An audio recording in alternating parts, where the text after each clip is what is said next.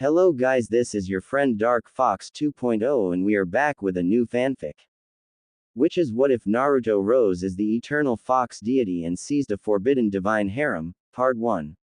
Tsunade x Jiraiya x Anko x Kurama x Hinata, Part 2. And if you enjoy this fanfic then please press the like button and subscribe to my channel for more fanfic like this. And now let's start the fanfic. Slowly Naruto put his hand on Anko's shoulder and shook her. Come on hubby Haim, it's time to get up to get ready for the academy. Anko's face scrunched up as she buried her face into Naruto's hard chest, mumbling, I don't want to. Naruto smirked at his girlfriend's antics, as he ran his hand through her hair. Come on hubby Haim, it will be fun, we get to destroy some Gakis, he said in a sing-song voice that sent a shiver down Anko's spine in a good way. She looked up into his blue eyes. Can I feed them to my snakes? She asked, licking her lips. Naruto shook his head. Sadly no Haim, but you can threaten them with that and watch as they piss themselves in fear, and I suppose a little scratch or two to put the fear in them wouldn't hurt. Anko pouted hearing that she couldn't feed her snakes the Gakis, but smiled thinking she could at least have a little fun, that her boyfriend would let her. She was normally the dominant type and she was with most other people, but over the past 3 weeks she had found herself rather submissive to Naruto. She didn't mind. He still let her have plenty of fun, and their little session last week when she let him be dominant was very enjoyable. They didn't go all the way only groping through clothes, but he was good, so she would gladly submit to him for the pleasure. But there was another thing. She was honestly a little scared of Naruto's strength and skill. The Hokage said that if it wasn't due to the laws he had set about the age of becoming a shinobi, he would have already made Naruto a genin. But the law stated he had to pass the academy test after 4 years and be 16. That and the fact that the ever so honorable civilian council would never allow the demon brat to become a genin like that. They didn't have any say in the matter, but they would throw a major fit about it and bury the old man in mountains of paperwork that not even Kage Bunshin could get him out of. He really couldn't be hassled with that, and he wanted his grandson to enjoy his childhood for a bit longer yet. Anko could understand the man's reasoning, but it still didn't change the fact that Naruto had more skill than anyone in the academy and he hadn't even attended day 1 yet. Anko sighed. Fine, I guess that will do, she said before pulling herself up and giving her boyfriend a chastity kiss on the lips. I'll take the shower first, you get started on breakfast. Naruto nodded at his girlfriend as they got up, walking past each other. Anko reached for Naruto and gave his backside a squeeze. I'm so glad I saved that work of art. Naruto shook his head and before she was out of arm's reach he gave her backside a little slap, making her jump. Careful Haim, two can play that game. He chuckled, leaving Anko blushing like mad. He had beat her in teasing again, and that was just one of the reasons she loved him. Scene break. Naruto stood in front of the mirror in his bedroom finishing applying the last of his outfit on him. He grinned looking in the mirror. Well Akane-chan, what do you think? Naruto asked aloud with a smirk. Akane blushed in Naruto's mind looking through his eyes. Very nice Naruto-sama, I'm sure you'll have a great first day. She said aloud through the seal, which had been part of what changed when Naruto had torn the seal when he came out the first time, allowing her to speak through the seal. Naruto grinned, only to feel 2 arms snake around his midsection, before he heard a voice behind him. The redhead's right, very nice indeed, and you're all mine. Anko smirked, hugging Naruto's back. As she said that, Naruto could mentally feel Akane frown slightly in his mindscape but brushed it off as nothing as he turned to see Anko wearing the outfit she had chosen a week back. When Naruto had gone to pick up his Ka-san's katana, he had bought it for her, saying she looked great in it. He was right. She wore a fitted mesh bodysuit that stretches from her neck down to her thighs, but with dark orange wrappings around her bust, saying she may want to look good but that area was for Foxy-kun only. A dark orange mini skirt, a dark blue belt, and pale gray shin guards. She had her own version of Naruto's trench coat, only it was tan not black but had the same seals, and adorned as always was the snake fang pendant around her neck. Naruto had asked about it and she had said it was the only thing her old sensei ever gave her, and it served as a reminder of a promise that she would kill her former sensei for betraying her and branding her with this curse mark. Naruto had seen the curse mark the second week, and had said that he wouldn't rest until he found a way to remove it. He asked her to be patient, that he would find a way, and she held him to it, knowing he never went back on his word. "You look beautiful, my Haim," Naruto said, kissing her lips, gently wrapping his arms around her waist and holding her gently, making her smirk. "You ready for today, Naru-kun?" Anko asked with a smirk on her lips.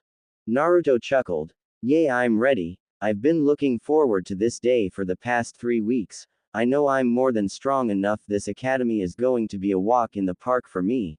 The only hard part will be having to spend time away from you, Haim," he said as he pulled their embrace into a hug. Anko smiled, resting her head on his shoulder. "I know, Naru-kun, I know, but we can make up for it after class. Remember, Yugao-ne-sensei said we have Mondays, Wednesdays, and Saturdays off physical training, so we can have some fun and enjoy our youth, as Hokage Gigi says." In the past 3 weeks, Anko had been training alongside Naruto. When Naruto wasn't training with one of their senseis, she even joined the clones in for target and jutsu practice, seeing as she could only make a maximum of 2 clones before being completely drained. She couldn't use it to train as Naruto could, which she was disappointed in, but didn't let it get to her. Over those 3 weeks with the Hokage's regular visits, she had become somewhat of a granddaughter to him, like Naruto was a grandson, even going so far as to call him Gigi, which made the old man smile at the fact.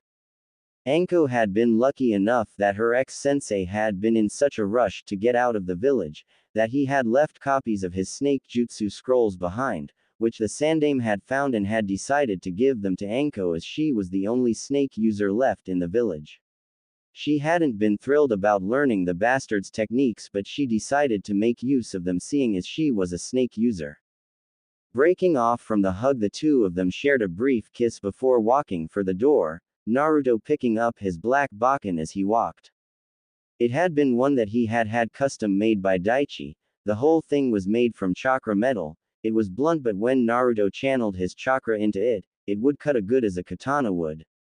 After Naruto had it made, the Hokage had taken the liberty to applying 3 seals to it. All of which Naruto recognized. There was a storage seal on the hilt holding 50 kunai for quick access. The second one Naruto only partially recognized because he had started to learn the weaker version of it. It was a strengthening and reinforcement seal that provided SS plus rank protection, meaning that it would be strong enough to take a hell of a lot of damage and still not even chip. He was learning the weaker C rank version of the seal, but the base array was the same. That is why he recognized it. The third seal activated the second Naruto lifted it. It was a resistance seal, making the blade heavier in Naruto's hands but not physically heavier. Meaning it took more effort to lift and swing, but it helped him develop the proper muscles for when he wielded a blade without the seals. The bakken also had a protection seal on it, which gave anyone a nasty chakra burn should they touch it without Naruto saying so. The restriction and protection seals were linked to a mental control seal placed behind Naruto's right ear, so he can control them at any time. Taking the bakken, he slotted it into the loop on the side of his Anbu trousers as they walked out of the apartment. The Hokage had asked him not to use his Ka-san's blade in public, as it would cause them both a headache should anyone recognize it. That's why he had the bakken made. Naruto locked the door and activated the blood seal before wrapping his arm around Anko's waist, and then both of them disappeared into a red and purple leaf shunshin. Scene break. Naruto walked up to the classroom door he had been assigned to, having already parted with Anko at the main desk for her to go to her 3rd-year class. He knew they couldn't be in the same class, even though his skill was enough to have him advance years ahead of his age group. But again, the council would go against it, and Gigi still wanted him to have as much of a childhood as possible, so he would just have to make do. Opening the door, he went into the classroom. The room was a standard square room with 3 rows of seats wide, climbing at a vertical angle up the back of the room. There were others his age in the room already seated and others standing around talking. Naruto didn't really recognize any of them except for one or two. Kiba Inuzuka. His attire consisted of dark grayish pants reaching to his calves and a gray, hooded fur-lined coat, with the hood placed on his head, over an apparent plate of armor and fishnet undershirt, with his nin hound Akamaru on his head under the hood. Akamaru was a small white pup, with brown ears, no bigger than a cat, but he would grow to be the size of a small horse from what Naruto had seen. The two of them knew each other from a week back when Hana, Kiba's older sister, had come looking for Yugao, having not seen her best friend in 2 weeks.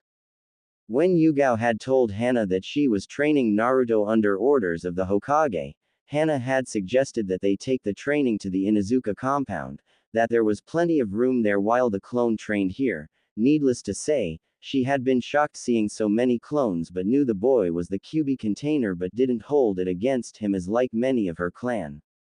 They accepted the invitation and went. There Naruto and Anko met Kiba and his mother Sume Inuzuka. The woman was extremely blunt, just like Hana, but Naruto and Anko liked her.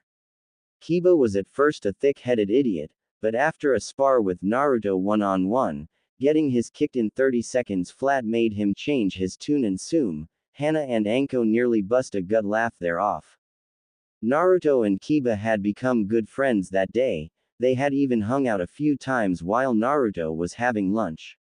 Sume had said Naruto and Anko were always welcome at the Inuzuka compound, that anyone that can kick Kibas like that, are great company. The only other one Naruto recognized was Hinata Hyuga. She had dark blue hair which she had cut in a short, leveled Heim cut style just above her forehead, with chin-length strands framing her face. She wore a cream-colored hooded jacket with a fire symbol on the upper right and left sleeves and fur around the cuffs and hem, with navy blue pants. The only reason he recognized her was from 4 years back when he was little. He had seen her in the local park while she was getting picked on by some local bullies 2 years older than them. He had defended her and ended up getting the crap kicked out of him for it. After beating him, the bullies had just left, not even looking back. Hinata had come over to him and thanked him for helping her, apologizing for not being strong enough to do it herself.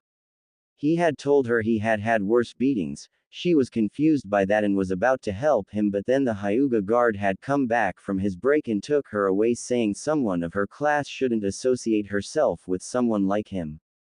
Naruto frowned at the memory, realizing now what the man was referring to when he said, someone like him. He had meant the container of the Kyuubi. Boy, wouldn't they be surprised to learn the whole thing was controlled from the shadows by someone who had a Sharingan. Yes, that had been the fact Akane had told Naruto during his meeting with the Hokage. He had wanted all the information she could give him on the man, believing her fully about being controlled. She had mentioned how he had cursed Red Eye with 3 tomos in it.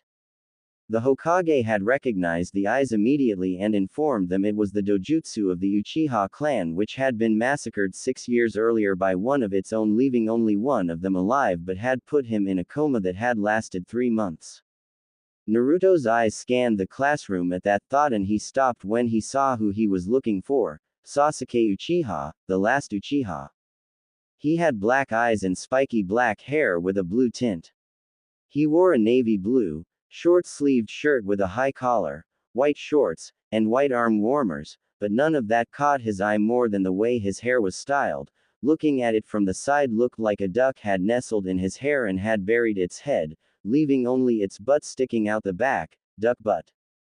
Naruto had to hold in a laugh as he thought about that, but then he noticed something else. About 50% of the girls in the class were looking at Sasuke with heart eyes and the other 50 were looking at him with the same eyes. He had to blink once or twice but then sighed. Great fangirls, thought Naruto as he walked to a seat. Anko-chan is going to love this when she finds out. She may even try to feed them to her snakes. As Naruto sat down, he noticed more than just the girls' eyes on him. He had drawn a few boys' attention also, the Uchiha in particular, as he watched him walk to his seat. Naruto felt his gaze. Well, it was more like a glare. He didn't know what the Uchiha's problem was. He had just walked in. Sure, he felt bad for the guy being in the same boat with no living family, but unlike Naruto, the council, the civilian side at least, worshipped the ground the last Uchiha walked on, giving him everything he wanted. He wanted training, he got it. He wanted jutsu, he got it. He wanted weapons, he got it. He was left wanting for nothing. The Hokage had explained that they did it to keep him happy so he wouldn't leave the village and take his clan dojutsu with him. Some wanted him to marry their daughters so they could have a piece of the large Uchiha fortune. Yes, the old man had explained the Clan Restoration Act to Naruto after he had read about it one of those days his clones were studying the village's laws. It allowed the last member of a clan to take on multiple spouses to restore said clan. It worked well for the last males of the clan, but the females were turned into breeding stock if that was the case. But that was the way of the world they lived in. Naruto had been explained that he would fall under the act as the last member of the Uzumaki clan and that he would have to take on multiple wives when he became a shinobi, 5 at the minimum. Anko had been annoyed at that point and was actually ready to castrate the old man for the fact, but Naruto had calmed her down and told her no matter what he would always love her. She had settled after that, and accepted the way things were, and she was willing to share considering she got a say in who the wives were. Naruto had agreed, knowing that was the only way they would both be happy. Now Naruto sat being eyed like a piece of meat in a lion's den, but the fact he was the last of a clan was still secret. Naruto could only begin to imagine what it would be like when it became public knowledge that he could take on 5+ wives. He would be eaten alive, and not in a fun way. Sighing again, he shook his head just as he heard the door to the classroom opening again. In walked a man of average height and build with brown hair tied back in a ponytail, dark eyes and a scar that ran across the bridge of his nose, wearing the standard Konoha shinobi outfit complete with forehead protector, sandals, and flak jacket. His sleeves were also rolled up about 1/4 the way up his arms. He walked to the front of the room and the other students took that as their hint to take their seats. As they did, the second man walked into the room. He wore the same clothing as the first man, but he had white shoulder-length hair with a slight hint of blue to it and green eyes, with pale perfect skin. Naruto smirked looking at both of them. Well, you can easily tell the one with the scars has had more experience than the one with perfect skin and conditioned silver hair. The one with the scar spoke first. Good morning, welcome to your first day as academy students. My name is Iruka Yumino, and this is my assistant Mizuki. For the next 4 years, we will be your instructors in all things shinobi related. Now, since this is the first day, we will be having a class tournament to set the baseline and class rankings, which will be changing throughout your 4 years here. We will be having a kunai and shuriken throwing tournament at the school range and a taijutsu tournament out on the school practice field. But first we will be going to have a demonstration period, to give some of you the chance to show off a little, but first, roll call. Iruka finished as he lifted the paperboard off his desk as he cleared his throat. Shino Aburame. Present, came a voice over Naruto's shoulder. Naruto casually glanced at the boy. He was fair-skinned from what Naruto could see, that is, he had dark, bushy, brown hair and dark, narrow eyes, wearing a pair of dark sunglasses and a sea green jacket with a high, upturned collar. Naruto knew of the Aburame clan. The clans of Konoha were in some of the books his clones read. The Aburame clan was one of the 4 noble clans of Konohagakure. At birth, members of the clan were offered to several special breeds of insects as a nest, residing just under their host's skin. These insects will then live in symbiosis with their host from that point on. Because of this, its members are characterized by their use of insects as weapons. The whole process seemed rather disturbing to Naruto, but he wasn't one to judge. One other thing to mention, the entire clan barely spoke, though when they did speak they were highly intelligent, often well versed in politics and matters of the like. Iruka gave a nod. Choji Akamichi. Munch here, Munch, came a voice on the other side of Naruto. Doing the same, he glanced to see the source. The source was a plump boy who wore black shorts, a long white scarf, a short-sleeved, green haori, over a light green shirt with the kanji for food, shi, on it, small, hoop earrings, and his legs and forearms were wrapped in bandages. His forehead protector was styled in a manner that allowed two tufts of brown hair to poke out at each side. He was also stuffing his face with potato crisps in the middle of class. The Akamichi were one of the other clans of Konoha. Members of the clan possessed great physical strength and were able to quickly convert calories into chakra, which they then use in their various secret techniques. Most of these techniques rapidly consume the user's chakra during use, and maintaining them during a prolonged battle can be tiring. For this reason, the Akamichi have high chakra levels and eat a lot in order to build up or replenish their chakra reserves. One of the key things you should never do is call an Akamichi fat. It will never end well for that person. Uruka sighed, please keep the eating for lunch and break. Sakura Haruno. Present. Came a girl's voice from the far side of the room. Naruto turned his gaze to it for a brief second. It was a girl with bright pink long hair down past her shoulders. She wore a red kipao dress with white circular designs, with short sleeves and zipper, tight dark green bike shorts, standard ninja sandals. Seeing the pink hair and hearing the name Haruno told Naruto all he needed to know. Haruno was a civilian family name, not a shinobi clan, though they have been trying for that status for years. Though to be even considered you have to have a shinobi in the family and they had none, though not from a lack of trying. Mebuki Haruno, Sakura's mother, was on the civilian council, and if what the Hokage had told him about her mother was anything to go by, she would be a pain in the ear. Uruka nodded. Hinata Hyuga. P. Present, stuttered Hinata. Uruka smiled lightly. Kiba Inuzuka. Here, called Kiba. Both Kiba and Naruto exchanged glances and nods of respect as friends. Following the list, Uruka called the next name, Shikamaru Nara. Here, came a lazy voice. Naruto just shook his head and glanced at the lazy genius. His attire was rather plain, consisting of a green-lined mesh t-shirt under a short-sleeved gray jacket with green edges, adorned on both the sleeves and the back with a circle with a line through it. Naruto had seen him around also, mostly cloud watching or beating older shinobi at shogi. You'd think they'd know never to challenge a member of Konoha's smartest clans to a strategy game. It was because of its strategic value that Naruto had had his clones read every guide and book of the game they could find and learn the game back to front. He was going to be asking Yugao-sensei and Hayate-sensei if he could add it to his training schedule for strategy and planning purposes, and assign 50 or so clones to it. The Nara clan were hailed as the smartest clan in Konoha for many reasons, one being their in-depth knowledge of the forests, grasslands and wildlife, mainly the Nara deer or Raikumaru, which inhabit the Nara forest. The second being for their mastery of the yin release or intel, more specifically their shadow jutsu, allowing them to manipulate their own shadows as a method of attack or restraint. It was as even rumored that even a Nara child as young as 6 has an IQ of 180, which would be great if all the males weren't all dead lazy, and had to be nagged by their wives or mothers to do anything for longer than 60 seconds that doesn't involve sleeping or watching the clouds, everything else they find troublesome to do. Uruka sighed looking back to the note board. Sasuke Uchiha. Grunted the Uchiha, still brooding.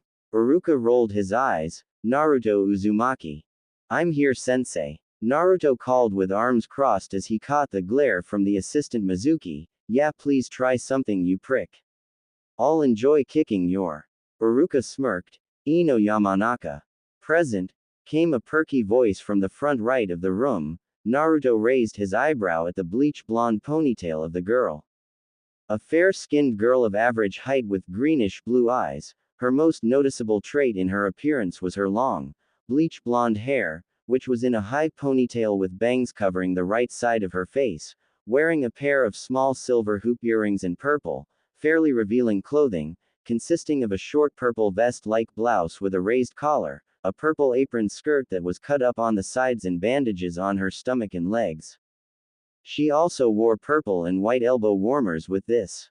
Hearing the name Yamanaka, Naruto raised an eyebrow. He knew that name, of course. Inoichi Yamanaka was the Hokage's left hand, with Shikaku Nara being his right. They were his advisors, both of which Naruto had met a few times. On top of that, Inoichi was part of the intel and torture division of the Anbu. Using the Yamanaka clan's mind jutsu, which allowed them to take control and even search their subjects' minds for intel, that was of course before and after the head torture got done with them to loosen them up. The clan was also fairly skilled in botany and ran its own range of flower shops on top of providing the shinobi with various poisons from the more deadly varieties of flowers. But then Naruto picked up on something. There was one member from each of the Nara clan, the Yamanaka clan, and the Akamichi clan in his class. Realizing what was going on, he smirked.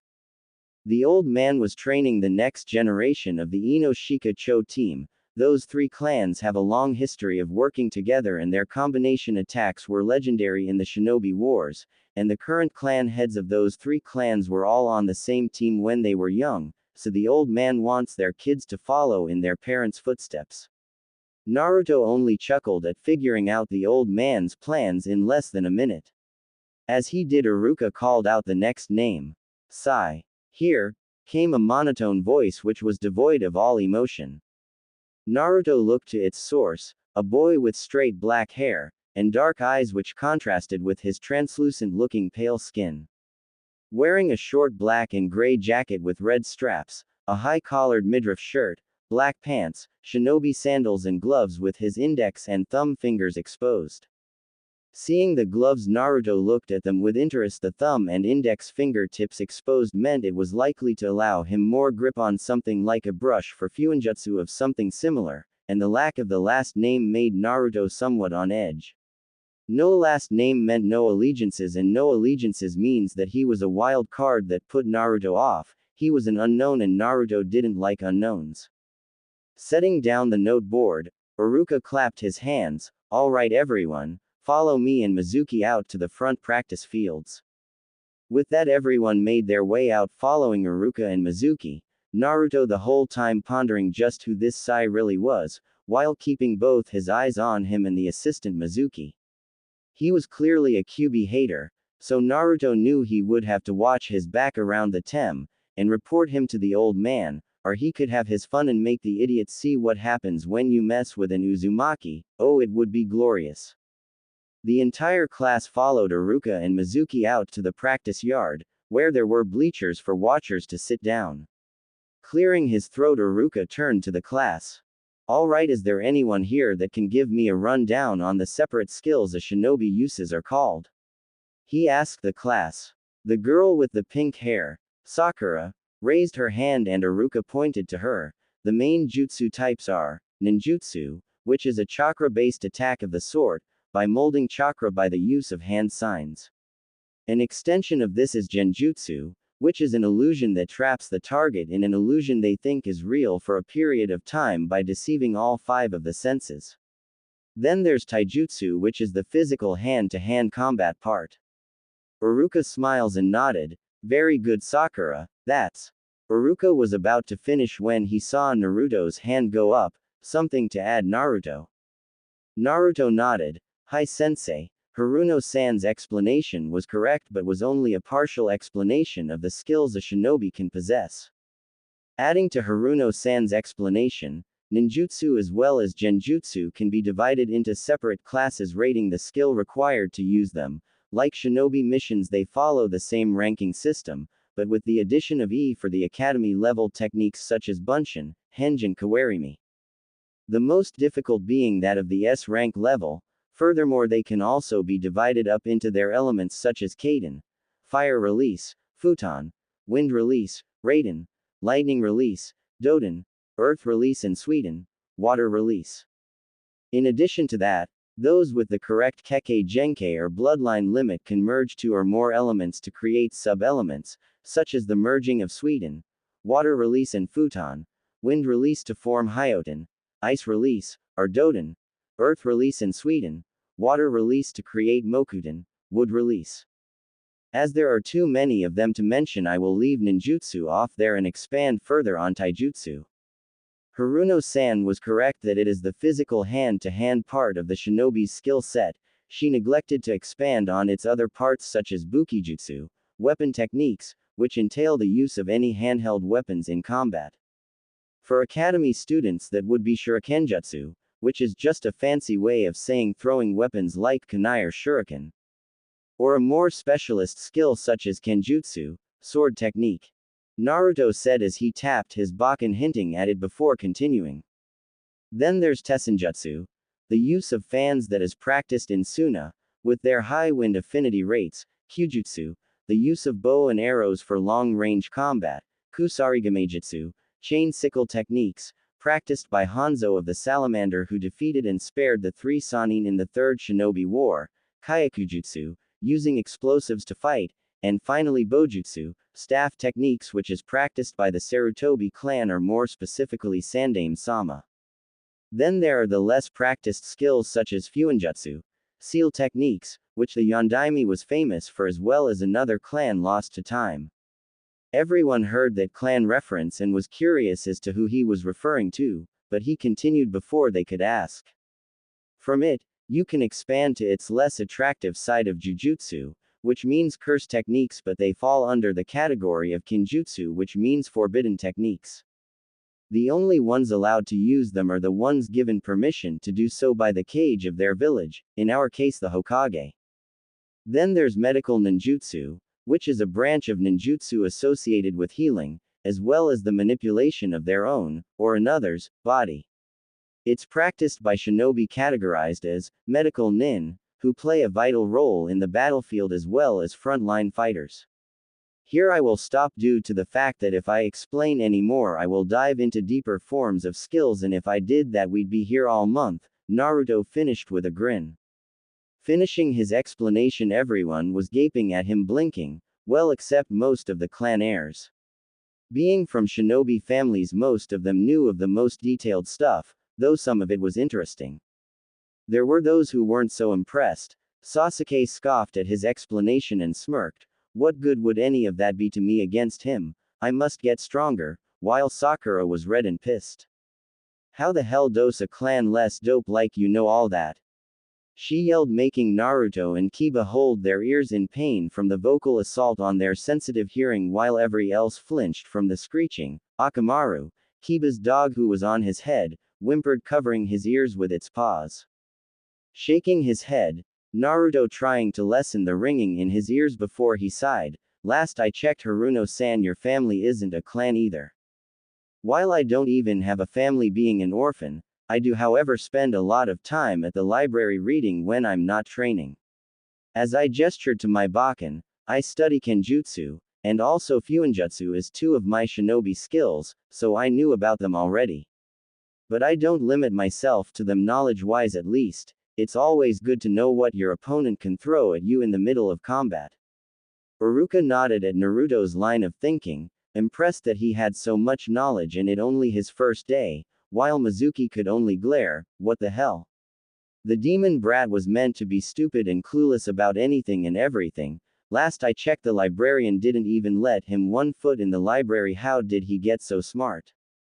Iruka started applauding. Very well explained, Naruto. That was the kind of explanation that would be expected out of a Jonin-level shinobi.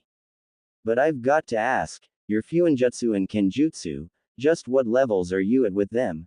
He asked as he raised an eyebrow. Naruto nodded. Hi sensei, according to my 2 senseis in Kenjutsu, who grade and supervise my training only as I am studying a form they are not practiced in, they gauge my skill at low chunin from my spars with them. I also study taijutsu under them both, and I am already fluent in the academy-style stances and forms. Naruto said with a smile before continuing. Fuinjutsu, as I mentioned, is a rarely practiced skill, so I have no sensei in that, and I am self-taught following the guides and such available to all. It is gauged on a level from 1 to 10, in skill 1 being a beginner and 10 being a seal master. The guides have their own grading criteria, that is, to pass a certain level you have to be able to create such a seal within such a length of time, graded by that way. I am at 3, though Hokage-sama had my seals sent to a specialist to be examined and he finds them at the silk level of 4. I have just started book 4, intermediate 1. Iruka's eyes widened slightly hearing that and had a smile on his face. That's very impressive, Naruto, for someone starting the academy without a clan. Who are your senseis? Naruto bowed. My apologies, Iruka-sensei, but I am not at liberty to give their names, as their teaching and grading me is an ongoing S-rank assignment, and as such not to be discussed in detail without the Hokage's presence or permission. Iruka blinked, hearing that S rank was the highest level a mission a shinobi can be given. His senseis must have been either Jonin rank or higher to receive that kind of mission, but just what about it made it S rank? Teaching a single student couldn't be any higher than a C or B rank mission, C being the more likely, unless the Hokage wanted to give the senseis a way to hide their identities to avoid threats to stop, and given that Naruto was the container of the Kyuubi, that was more than likely. Iruka nodded, accepting the answer, and was about to say as such when Sakura interrupted again. What a load of rubbish! Why would the Hokage assign a clan-less orphan dope like you to sensei before you even joined the academy? Stop lying. If anyone should have, that is Sasuke-kun. She screeched. Again everyone winced from the loud screeching. Naruto and Kiba held their ears again. Akamaru followed suit, wincing in pain. Shaking his head again, Naruto now had a splitting headache, and it wasn't even lunchtime yet. I have no reason to lie, Haruno-san, nor did I. You are more than welcome to ask Hokage-sama of the existence of such an assignment to prove that, and might I request for the sake of mine and the rest of the class's hearing that you stop yelling. We are in training to be shinobi, we are meant to be quiet, he said calmly, before fixing her with a glare, and call me that again and you will find out just what a clan-less orphan dope can do to you faster than you can blink. The glare made her shiver, and the threat and the tone it was made in made everyone bar Iruka. Mizuki and Sasuke gulp, scared slightly. Iruka raised an eyebrow at the threat, while both Mizuki and Sasuke had the same through, yay right. Iruka cleared his throat to get everyone's attention. That's enough, now let's get back to events. Can anyone here perform any jutsu, any at all? Two hands raised up. Naruto and Sasuke both looked at each other. Sasuke had a look of surprise, not expecting someone not from a clan to know jutsu, but brushed it off, thinking it was just something small nowhere near what he could do. Seeing both boys raise their hands, Iruka nodded, not shocked that Naruto knew a jutsu given that he had training. He was bound to have been taught something and was interested to see what the blonde could do. Alright then, Sasuke, you can go first. If it's an offensive jutsu, aim it down range at the target. If not, then step out where everyone can see and have at it. Sasuke nodded and walked up to the firing line and shot through several hand signs while taking a deep breath, before calling his attack, Kaden, Gokaku no Jutsu, Fire Release. Great Fireball, as a fireball the size of a large dog shot down range before engulfing the target dummy and catching it on fire. Mizuki quickly put it out with a bucket of water. Iruka nodded. About what you would expect from a Uchiha, a high fire affinity, he shows promise. Seeing the jutsu have, the class broke out chanting Sasuke's praise, the Sasuke Uchiha fangirls. Sakura being the loudest of them all. WOOOOO, that's it Sasuke, there no way Naruto Baka can beat that. She got multiple glares from the non-cheering side of the room, obviously. The Naruto fangirls all glaring bullets at her for calling Naruto that and insulting him earlier. Naruto rubbed his brow, his headache growing even worse. Iruka-sensei, are we allowed to perform multiple techniques if we know them, and they won't be shown in the other tournaments? He asked. Iruka thought for a moment, before nodding. I don't see why not. I assume you want to show off some of your kenjutsu and fuinjutsu as well as your ninjutsu.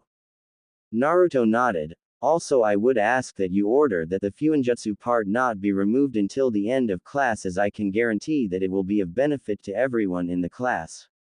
Iruka nodded again.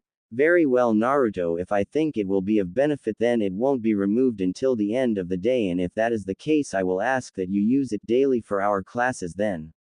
Naruto smiled. That's alright sensei. The seal I'm going to be demonstrating can be activated and deactivated remotely, he said as he reached into the storage seal on the inside of his trench coat and pulling out a bottle of chakra ink and a brush. Dipping the brush in the ink for a split second, the blonde then disappeared, making everyone look around trying to find him. Suddenly a loud eep came from Sakura as she turned around finding Naruto grinning at her. She put her hand to the back of her neck and blinked when she felt something. She was about to yell when Naruto raised his hands in a ram sign and channeled chakra into the seal. What the hell was that baka? She said in a normal voice. She blinked, and so did everyone else. No yelling, she spoke normally. It's a sign of the apocalypse, a Haruno speaking normally. Naruto smiled. That's better, isn't it? And to answer your question, Haruno-san, I have applied a simple volume control seal to the back of your neck, just behind where the voice box would be located. Simply put, when activated, you will be unable to yell, and will have to talk normally, which I can assume that everyone here is happy about, given that their ears won't be ringing because of your banshee or howler monkey yelling. I don't yell like a howler monkey, and I'm no banshee.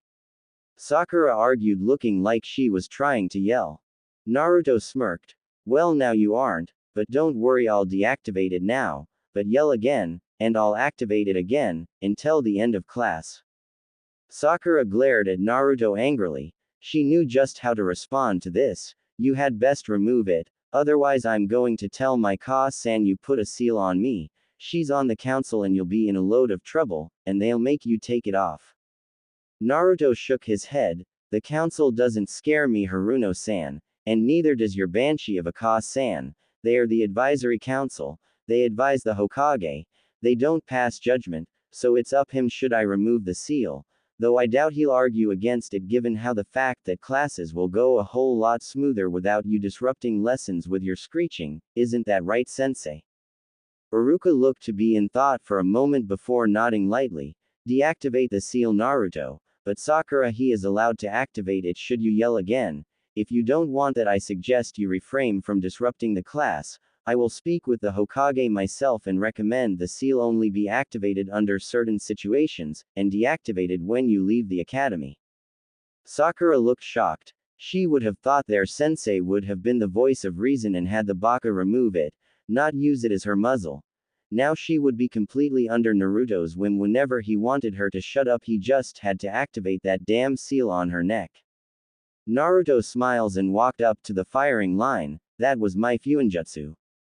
Now here's my Kenjutsu, he said as he gripped his Bakken. The resistance seal activated at its highest level as always as he pulled it free, muttering the attack as he went. Uzumaki Kenjutsu, crescent slash, and in a single horizontal slashing motion, a chakra blade was sent down the range, cutting 3 practice dummies in half, but the attack didn't stop. It shot on and meet the tree line and finally stopped after cutting down 5 trees, letting them fall with a massive crash.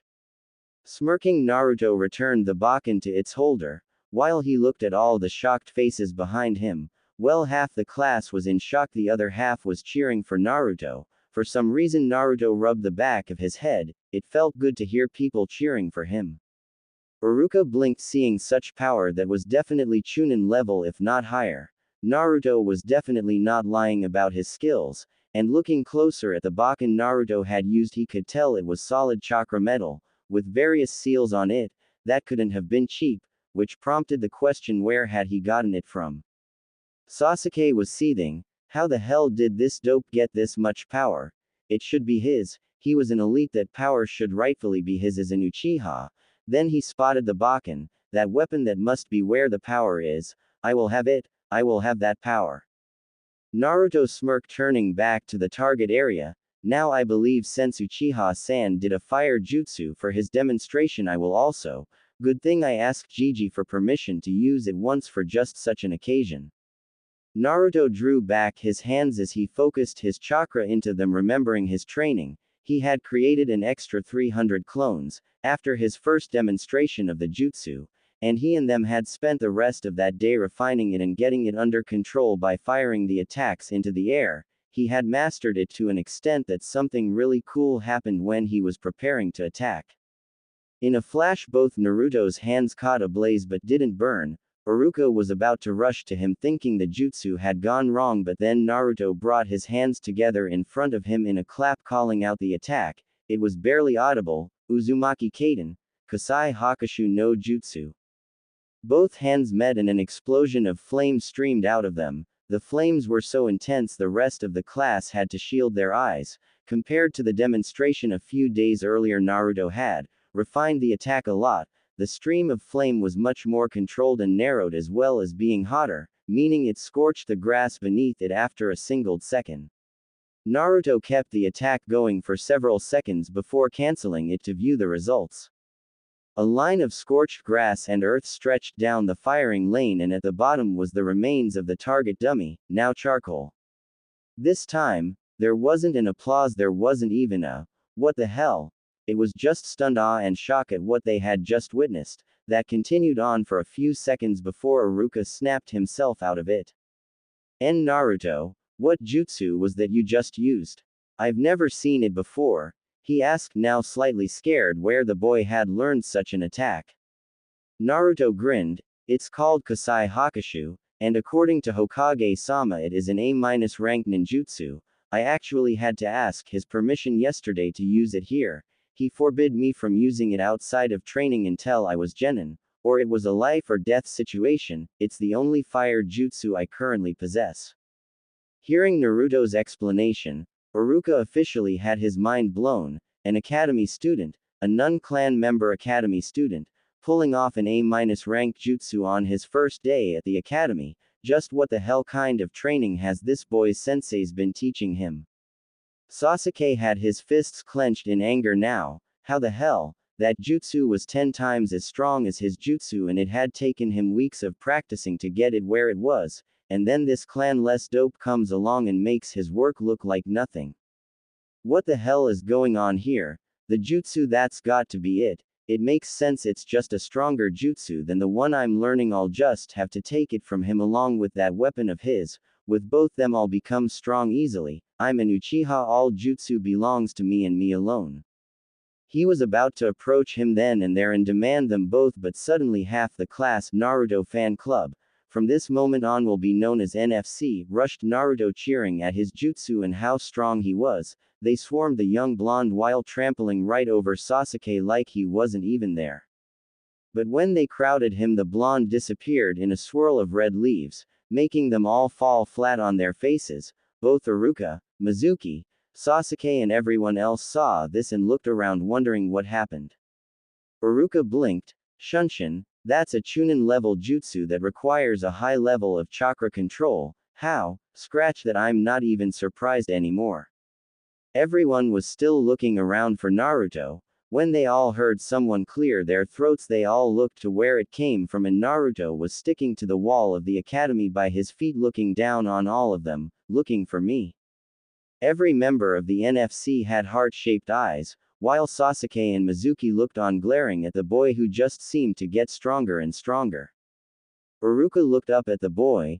Naruto, come down, we're about to start the throwing tournament, he called up. Naruto nodded and pushed himself off the 2-story wall and did a mid-air somersault and channeled chakra into his legs to stick the landing with ease. Walking past, he and Kiba bro-fisted with a smirk. Nice one, dude. Kiba smirked at him, giving him a friendly slap on the back. Naruto grinned. Thanks, but just wait, you've seen nothing yet. Everyone retook their positions as Mizuki came out of one of the storage sheds carrying 6 crates of kunai and shuriken. Setting each down, the students were told to form into a line and their marks would be graded out of 10 shots. Each of the clan students went first. Shino threw his 10 and hit 6 of each. Choji threw his 10 and hit 5 of each. Kiba threw his 10 and hit 5 of each. Shikamaru threw his 10 and hit 6 of each.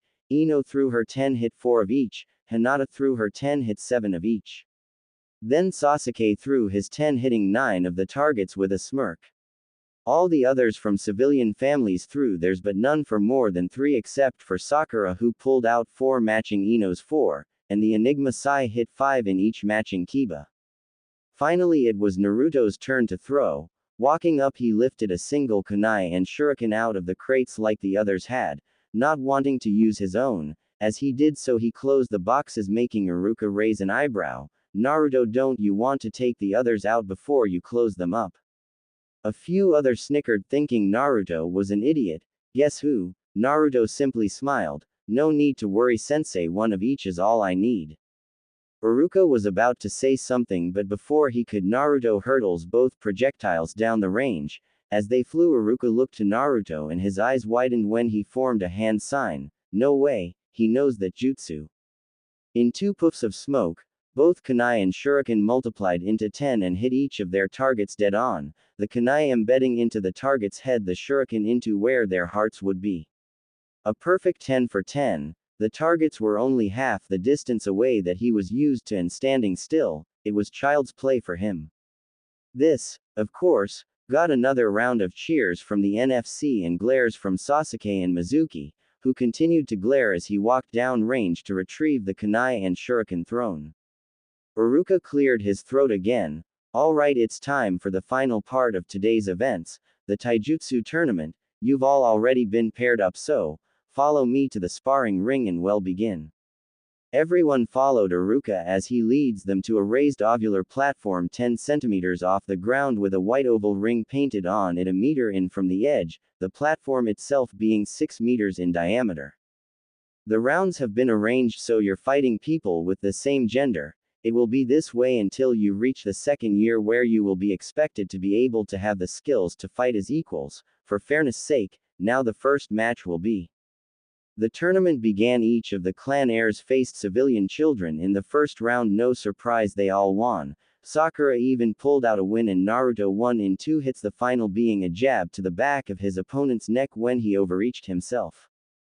Round 2 began with Shino versus Shikamaru. After 2 minutes, Shikamaru surrendered, saying it was too troublesome to continue. Round 2 was Kiba versus Choji. Kiba won by holding out longer than Choji and using his speed to dodge the big boned boy's attacks. Naruto had to fight another civilian student. This time, he simply hit him with a single punch, knocking his opponent out of the ring. Needless to say, the NFC was loving their idol winning his matches effortlessly. Sasuke had done the same, only his attack was a roundhouse kick to his opponent's head, knocking them out of the ring and knocking the boy unconscious. On the girl's side, it had been Ino versus a civilian. Again, she barely pulled out a win, while it had been Sakura versus Hinata, and Hinata had decimated her with a flurry of punches, leaving the pink-haired girl on the ground twitching from the assault. She had been taken to the academy nurse for treatment along with the boy who had lost to Sasuke to check for a concussion. The third round with the boys had been Shino versus Sasuke. Shino put up his best defense, but after 3 blows he withdrew, claiming he was outmatched and taijutsu wasn't his strong point like the rest of his clan. Then it was Naruto and Kiba. The two grinned, facing each other in the ring. Kiba had let Akamaru sit this one out, wanting to spar with Naruto alone.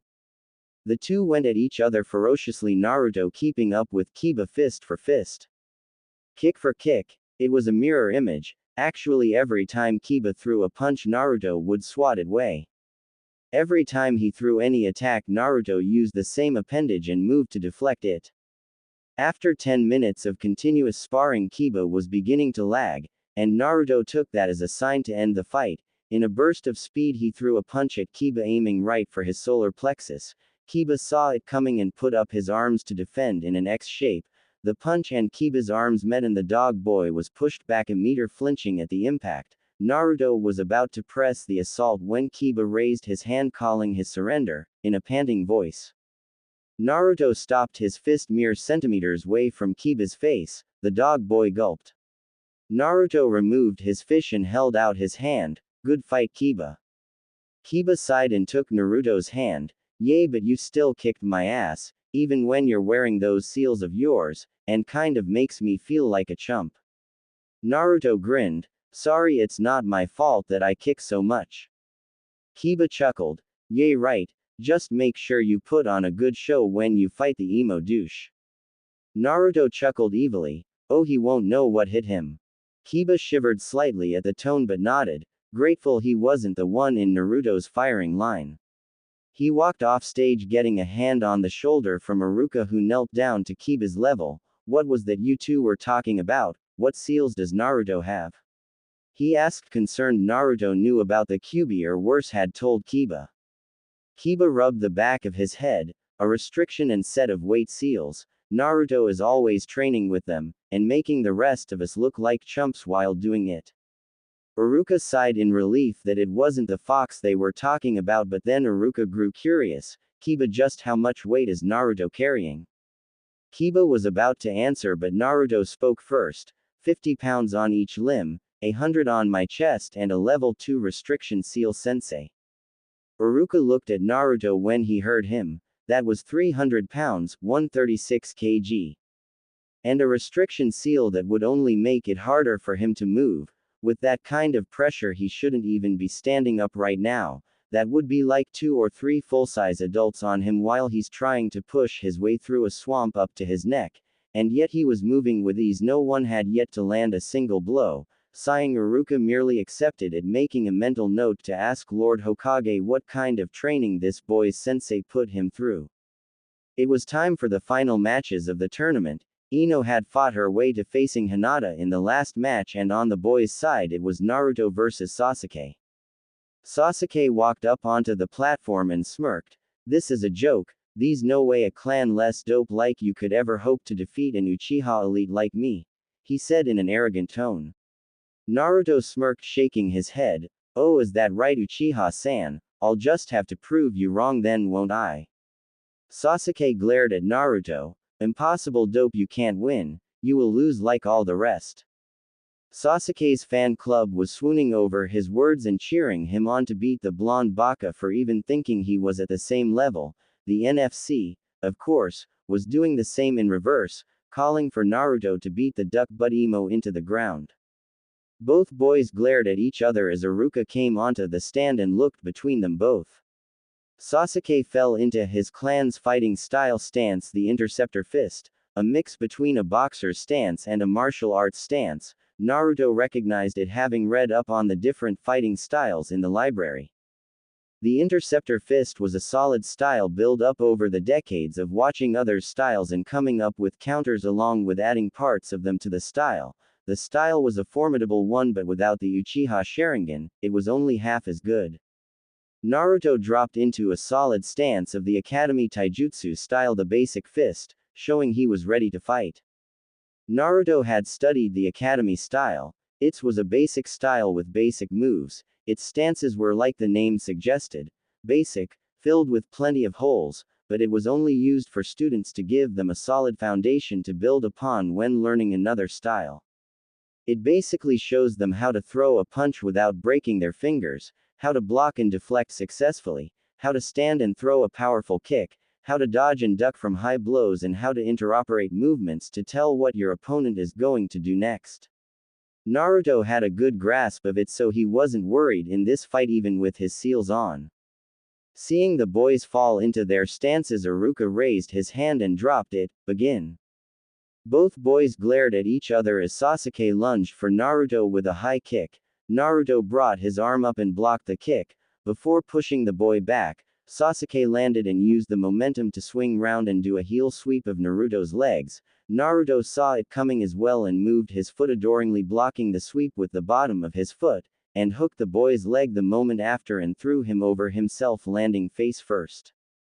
Getting gasps of shock from Sasuke's fan club and cheers from his own, Naruto smirked as he retook his stance, as Sasuke shot at him again, pissed that he had let that happen, throwing a left hook at Naruto, who intercepts it, grabbing Sasuke's arm and used his own weight to slam the boy onto his back as Naruto moved off with a grin like he was having the time of his life.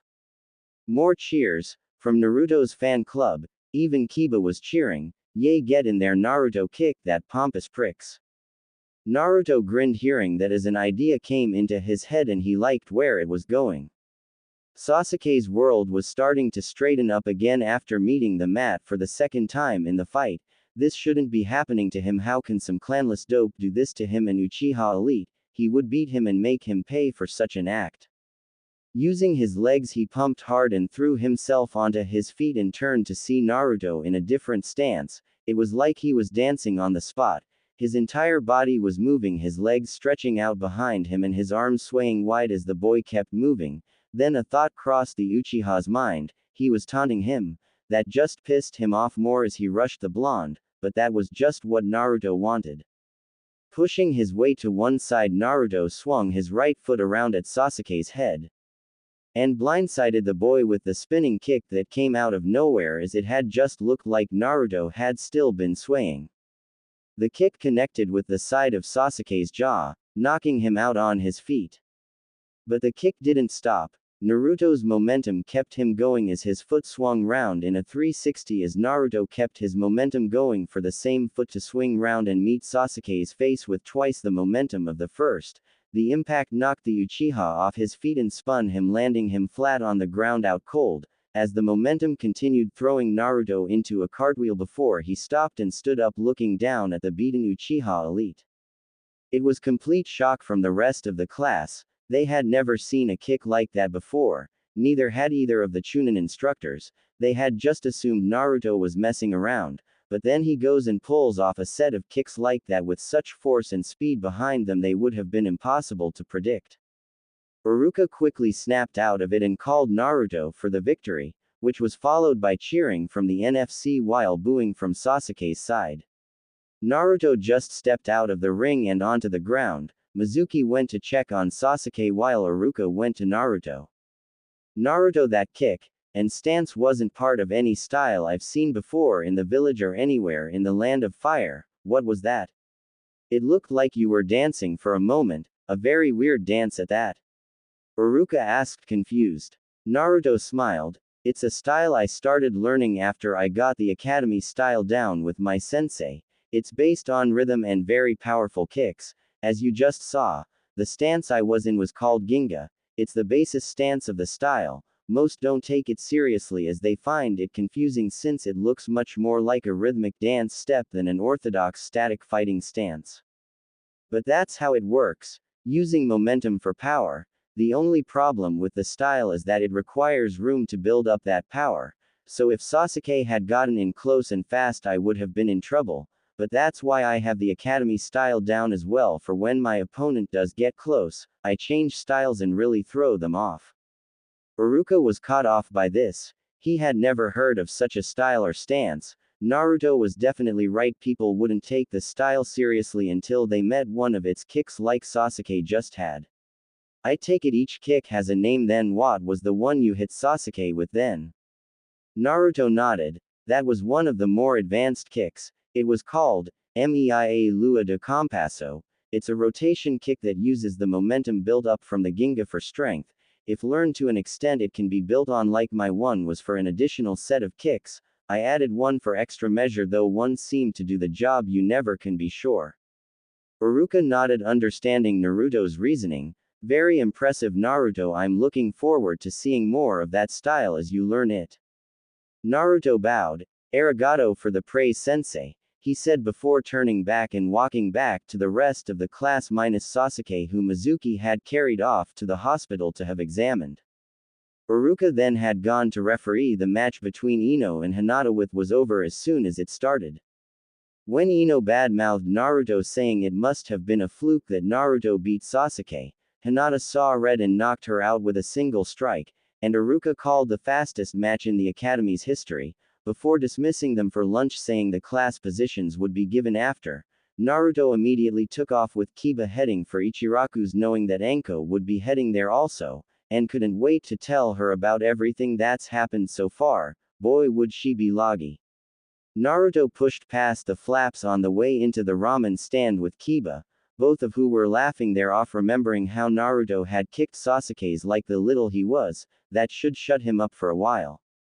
Damn, and you say you still haven't mastered that style yet? Remind me never to piss you off when you do, Kiba said, laughing. Naruto patted his friend's back. Nah, no need to worry, I only reserve that kind of beat down to the like of Tem back there. Both boys laughed before sitting down. Anko wasn't here yet, but Naruto knew she knew this is where he would before lunch, so it was only a matter of time till she'd arrive. No sooner had he thought that had he felt something, or rather someone hugging him from behind. Evening, Foxy-kun, miss me much? Spoke Anko's voice. Naruto grinned, spinning himself around on his stool as Anko took her seat on his lap, making him grin. You have no idea, my hubby Haim, he said before kissing her lips in a light pass, making her smile and lean into him as he held her. So you have much fun today? I heard someone made quite the spectacle in the tournaments for the new batch. That wouldn't be you, would it, Foxy-kun? Anko said teasingly with a very big smile on her face. Naruto grinned. Maybe, he said in a sing-song voice, teasing her back. I wouldn't really call it making a spectacle per se. I was just showing off a bit. I didn't even remove my weights for the taijutsu part, and I held back a buttload of chakra in the jutsu example. I wasn't even using a tenth of what I should have. Actually, Naruto-sama, you weren't even using a 20th of the amount. Your chakra control had improved greatly over the few weeks training. That's good to know. Thanks, Akane-chan. Well, that's because you're a powerhouse. I doubt even that Uchiha could keep up with you, Anko said with a grin which fell when she saw both Kiba and Naruto chuckling like mad. What's up? Did I say something funny? Kiba laughed. Yep, Naruto made that Uchiha Tem look like a punk. He make his fire jutsu look like a firecracker compared to his own, beat the Tem at the target range with one of each projectile, and then put the Pompous on the mat twice before knocking him flat out for the TKO. Kiba said before he fell on the ground laughing his off. Hearing that, Anko burst out in laughter. Oh man, I wish I could have seen it. Okay, tell me everything and leave out none of the juicy bits, I want to hear it all. Naruto grinned and was about to speak when in a swirl of leaves an Anbu appeared wearing a white boar mask with a red streak down one side. Naruto recognized him as one of the 4 that usually guards the Hokage. Naruto grinned and looked to him. Evening, Boar-san. I see you got a new uniform. What? Was pink not your color? I'm sure I could arrange for a bright yellow or maybe green next time, he said with a big smile, making both the others in the room roar with laughter again. Naruto and Anko had told Kiba about how he had turned half the Anbu pink with one of his pranks, and Kiba still laughed picturing the sight. The Anbu paled behind his mask. Please don't, Uzumaki-san, and I'm here on urgent business. You have been summoned to appear before the council immediately. You are charged with 2 counts of assault and 1 count of theft. This got all 3 of their attentions. Not yet being shinobi meant that such charges held a lot more weight to them than if they were shinobi, and who was Naruto meant to have assaulted and stolen from. Slowly Naruto sighed before gesturing Anko off his lap. She gripped his hand and he smiled at her softly. It's alright, hubby Haim, I'll see to this and see you at home. Kiba, mind telling sensei I could be later to class than expected if this drags on? Kiba nodded at Naruto's request. Sure dude. Just fill me in on just what the hell's going on later. Naruto nodded, and looked to Anko before giving her another quick kiss, brushing her hair back out of her face. See you soon, my Haim, he smiled before stepping back and disappearing into a whirlwind of red leaves, making the Anbu blink behind his mask and quickly following him. Just then Tuki came out from the back. Oh hey you two, I thought Naruto would have been with you, he said, confused he wasn't seeing his favorite blonde customer. Kiba shook his head and Anko sighed. You just missed him, Tuki Oji-san, he was just summoned by the council on trumped-up charges.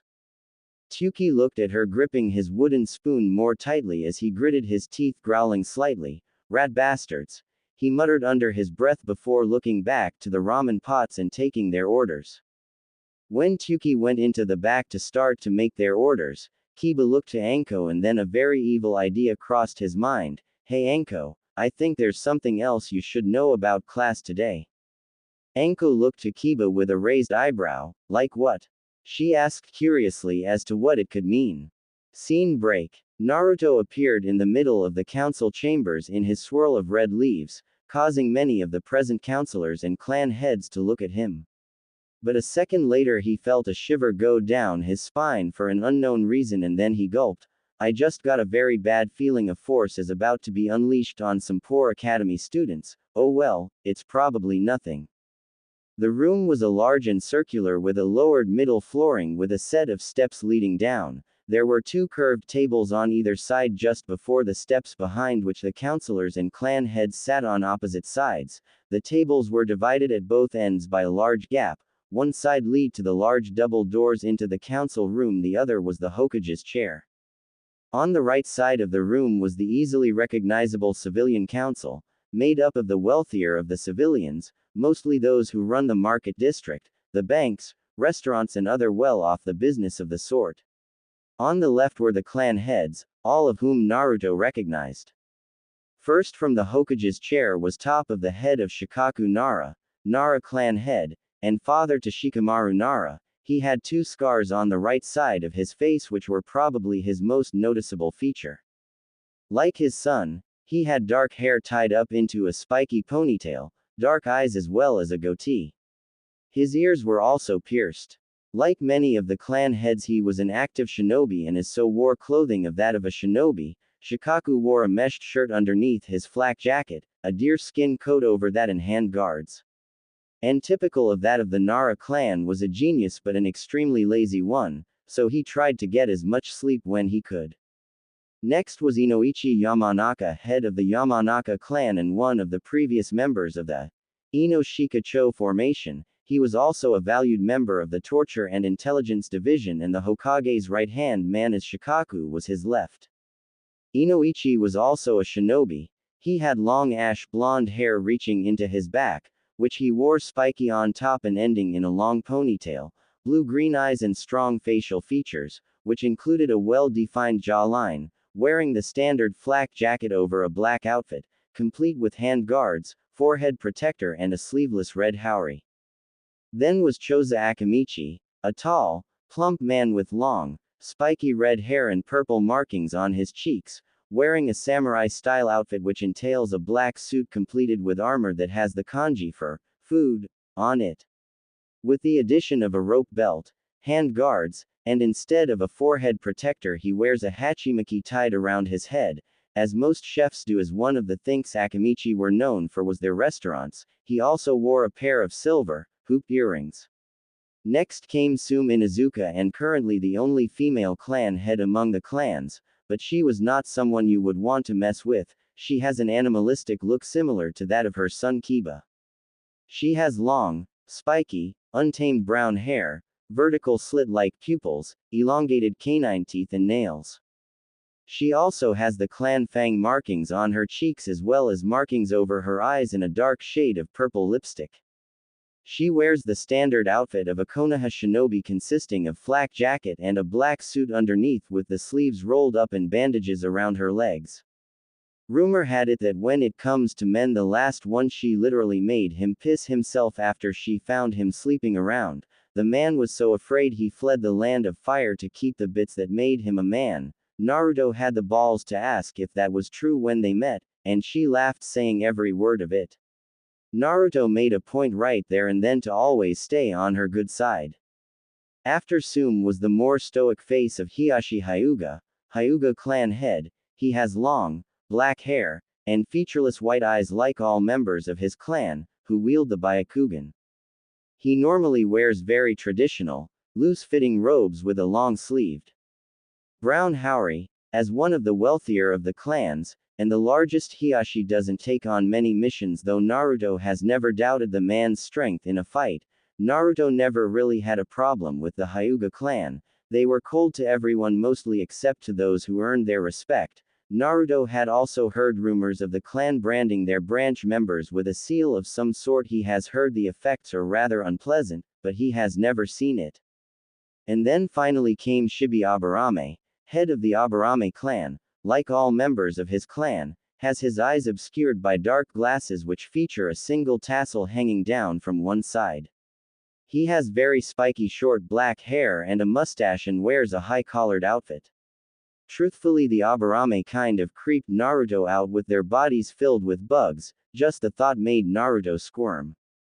Appearing in the room as he did got a few raised eyebrows at the fact that someone that just started the academy that day knowing a Chunin level technique. Naruto quickly glanced around the room as soon as he arrived, and one thing that he noticed was that the Hokage wasn't present. Naruto's eyebrow twitched ever so slightly, noticing that.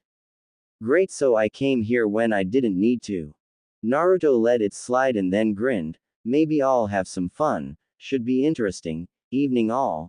Naruto said, grinning. So someone mind telling me why I was called away from my girlfriend when there was no need for me to even come?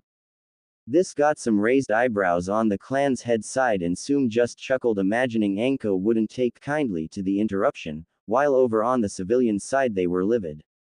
Brat, you would do well to show us the respect we deserve. We are the council and we should be treated with the utmost respect. Especially from low-class shit such as you. The clan heads all shook theirs hearing their civilian counterparts rant and rave at the young blonde, who just crossed his arms. Naruto smirked a bit. Oh please, I respect those who have actually done something to earn it or hold a position of power that they don't abuse. Such as the clan heads and the Hokage, they have my respect, and who I answer to. I do not and will not answer to a bunch of decrepit old senile civilians who just because they believe they hold a grain of power in their hands believe they have the right to abuse it as such. You civilian counselors make me sick. How dare you, Anbu, kill this demon brat now, he cannot speak to us like this. Screeched a woman with long pink hair as she pointed at Naruto, eyes filled with rage. Both Naruto and Sume flinched from the vocal assault. Naruto responded first.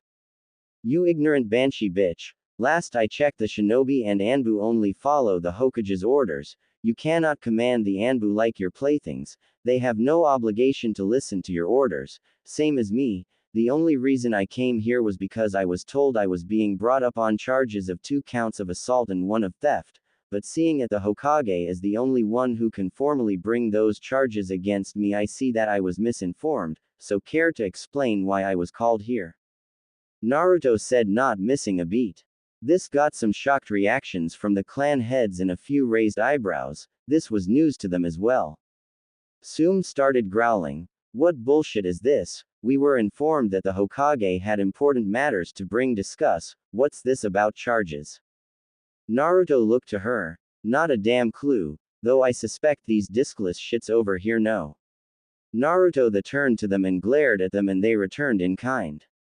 How dare you, brat? We are the council, and you have committed crimes against this village. You attacked 2 citizens and stole from one of them. A fat shopkeeper barked. Naruto scoffed. Oh really, they tell me you piss, and if I'm being brought up on charges I'm assuming that you have the warrants for my arrest and detainment, signed and sealed by the Hokage. If not, that means your charges are false, having not been brought to the Hokage's attention. Naruto glared but then smirked. But I think I humor you. Just who was I meant to have attacked and just who have I stolen from and what have I stolen? You know full well, demon. Screeched the pink-haired woman. Both Sume and Naruto flinched again from the loud noise. This time, it was Sume to speak first. Will you shut up? Yell like that again and I'll come over there and cut your banshee voice box out, you bitch. She yelled as she exuded killing intent, making the pink-haired woman cower. Naruto was rubbing his ears, making the ringing stop, before shaking his head. Ah, I see what going on here now. Fair enough, he said before looking to the corner in the shadow. Neko-chan, would you mind go informing Hokage-sama that there are some matters that are in need of his attention in the council chambers? The cat-masked Anbu stepped out of the shadows, and nodded. Very well, Uzumaki-san. She responded, as she was about to shunshin to the Hokage's office when one of the other civilian counselors stood up and started yelling. Hey, how come you listen to what he says and not us, the council? There were a few hidden laughters coming from the shadows in the room and even a slight giggle from Neko before she responded. Simple councilman, we respect Uzumaki-san, unlike you lot. She said before disappearing in a swirl of green and purple leaves, leaving the civilian council members gritting their teeth in anger. Naruto smiled before walking to the center of the room and sitting down. Now, time to wait. So Sume-san, how things been at the Inuzuka compound? I haven't been by as few days. Sume grinned. About as well as can be expected, Gaki. Training the new pups for the next generation is always slow. What about you? How was your first day at the academy going? Naruto smirked before putting his hands behind his head and lying back on the ground. It was going great up until 15 minutes ago. We wrapped up the demonstration and tournament part of the day. Target practice was good, but they could do with increasing the target distance. I'm used to throwing twice the distance at moving targets. If I remember the scores correctly, Shino got 14 out of 20, Choji got 10 out of 20, Kiba got the same, Shikamaru surprisingly hit 12 out of 20, even though he seems to have about as much will to participate as you do staying conscious Shikaku-san. Naruto chuckled along with a few of the clan heads as the half-conscious Nara just waved him off, head still down on the desk. Ino got 8 out of 20, same with her pink-haired counterpart Haruno, which isn't good. Inoichi-san, you need to get that fangirl out of her. Inoichi frowned hearing that. I've tried, Naruto, but the girl is like her mother, stubborn, and she's a teenager, which is even worse. Naruto nodded in understanding. Well, she was just above average. The civilians hit about 6 or less. Naruto then looked to Hiyashi. You should be proud, Hiyashi-sama. Hinata scored highest from all the kunoichi and even matched Shino with 14 out of 20 hits. Hiyashi blinked once and nodded his head. Thank you, Uzumaki-san. I will be sure to congratulate her, he said with a nearly unnoticeable smile tweaking his lips. Naruto saw it and smiled back before continuing. Of course, the oh-so-great civilian part is probably wondering what the Uchiha got as well. No shock it was high, given how many hours he likely trains. He scored 18 out of the 20 possible hits, making him the highest in the class. Naruto grinned cheerily as pleased smirks came to the counselors' faces before Naruto spoke again, or at least he was, until I beat him with a perfect 20 hits. That got a few smirks from the clan heads. Soon started laughing and pounding the table, the civilian side not so much. Rubbish, there's no way a clan-less orphan like you could best Uchiha-sama at anything. Quite lying brat. Like we would ever believe your pack of lies. Naruto shook his head as the clan heads sighed listening to them. Each of the clan heads had had dealing with Naruto in the past and knew the fact that he wasn't the Kyuubi sealed inside, though they weren't privy to the more delicate information that he had spoken to the Kyuubi, or that the Kyuubi was female and she was named Akane, and that she was actually controlled by someone with a Sharingan eye. But the majority of the clan heads liked Naruto. Hiyashi was on the fence about him, but he wasn't unfriendly with the boy and could see he was decent and he would side with him on most matters, but matters being as they are, with the Hyuga council breathing down his neck and with the state his clan is in, he can't anger them. Just as things were starting to get heated, the doors opened and the third Hokage walked in with Neiko at his side. What is going on here? He asked in a rather angry voice. It was at that point Naruto kicked himself up onto his feet and turned to his surrogate grandfather with a grin. Oh, you know, the usual Hokage-sama, just the civilian side of the council overstepping their bounds, trying to usurp your power and charge me with false crimes, the usual BS. Hearing his surrogate grandson's explanation and seeing the looks of rage on the civilian counselors' faces directed at the boy, Hiruzen just sighed. Can I get a bigger headache? Let's get this over with then, but we will do this right. What crimes are you being accused of, Naruto? With a big grin on his face, Naruto chuckled. Why, 2 counts of assault and 1 of theft apparently, and I think I know the 2 who are charging me, so this shouldn't take too long, Hokage-sama. Hearing the charges, Hiruzen leveled his angry gaze on the civilian side of the council. Those are some serious charges, and there had better be some serious evidence to back them up. Seeing as they were never brought before me beforehand, they will be now. The Hokage walked to his seat before sitting down. So who is it that you are meant to have assaulted and stolen from, Naruto? Naruto grinned, sitting down with his legs crossed, with a grin. Well, if my guess is right, I thinking it would be Sakura Haruno and Sasuke Uchiha. As for the theft, I have no clue. At that moment the pink-haired woman again rose. Aha. So you admit to attacking my daughter and the great Uchiha-sama, it's a confession. Naruto and Tsume covered their ears, as did a few others. The banshee was screaming louder now. The Hokage glared at the pink-haired woman. Counselor Haruno, you would do well to remember to speak in tone and in a reasonable tone at that. Any further outbursts and you will be removed from council chambers for the remainder of the meeting. Gulping, the pink-haired woman quickly sat down, but still glaring daggers at Naruto, who had just finished rubbing the new ringing out of his ears before speaking. No, that was not a confession, it was just a guess considering who is present in the room at the moment. Naruto then looked over at another shadow. You 2 can come out now. As Naruto spoke, 2 figures came out of the shadows, Sakura Haruno and Sasuke Uchiha. Naruto held up his hand as if to say, and there you have it, before grinning. Now shall we continue? to these apparent attacks. Once again it was the Haruno Banshee to the screeching, "You branded my daughter with a seal and attacked Uchiha-sama while his back was turned, my daughter witnessed it. And the mini Banshee couldn't help herself. That's right, that baka you hurt Sasuke-kun." Now the clan heads, Anbu, Hokage were wincing from the vocal bombardment, thinking these girls had to have weaponized their vocal cords, that or it was a bloodline limit of some kind that had no point. Everyone now nursing serious migraine groaned as they rubbed their ears except for Naruto. Sume looked to him and raised an eyebrow. "How come you aren't affected now?" Naruto grinned as he reached up to his ear and pulled out a red earbud with some seals on it. "Sound filtering earbuds. I put them in just before.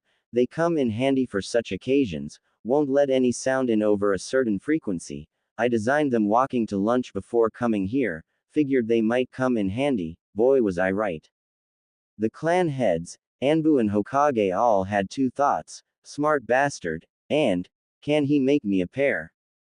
Naruto grinned. "Now, let's sort out these charges. The easiest way would be to call Iruka-sensei as he witnessed both of these supposed attacks." The Hokage nodded and gestured to Neko, who nodded before disappearing in another shunshin, returning seconds later with a serious-looking Iruka. "Hello, Iruka-sensei. My apologies for dragging you away from class, but some matters have come up that we need you to clear up," Naruto said as he stood up. Iruka nodded and looked to the Hokage. "I will answer any questions given to me, Hokage-sama." The Hokage nodded in thanks. "Thank you, Iruka. Now Naruto here has been charged with multiple crimes. The two in question at the moment are 2 counts of assault, and Naruto believes you bore witness." Naruto nodded. "Iruka-sensei, did you see me apply a seal to the back of Sakura Haruno-san's neck, during a demonstration of my skills earlier today?" Iruka nodded. "Yes, I did, along with the rest of the class. I was going to be seeing about meeting with Hokage-sama later today after class about arranging for it to be permanent until she leaves so as to benefit the entire class." This got a few blinks from the clan heads as to just what this seal was, if it benefited the class so much for the class sensei to ask for it to be made permanent for the girls' time at the academy. The Hokage stroked his beard for a second before chuckling. "Naruto, is the seal in question the one I am thinking of?" Naruto grinned. "Yes, it is. Gigi, if you would like, I would give a demonstration to the council as to how the seal was applied, though to make them feel safe I would ask that the ink is mixed with your chakra so as only you can activate it."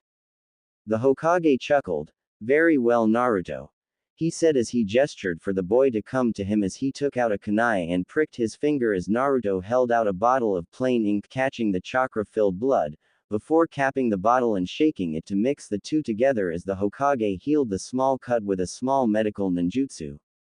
Naruto then took out a brush and smiled. "Do I have your permission to apply the seal, Hokage-sama?" Hiruzen smiled. "Go right ahead, Naruto." Naruto smiled back as he dipped his brush into the ink and disappeared into a blur. Before anyone could react, the elder Haruno screamed as she felt something touch the back of her neck in shock. She turned quickly to see Naruto grinning at her before disappearing and reappearing in the center of the room again. "Seal had been applied, Hokage-sama, if you would." The Hokage nodded, and formed a hand sign just as the Haruno woman got up. "How dare you touch me, filth! I will see you hang for this travesty, demon, you hear me, you?" The Hokage channeled chakra and just like that the seal activated. "Will pay for this with your life, demon."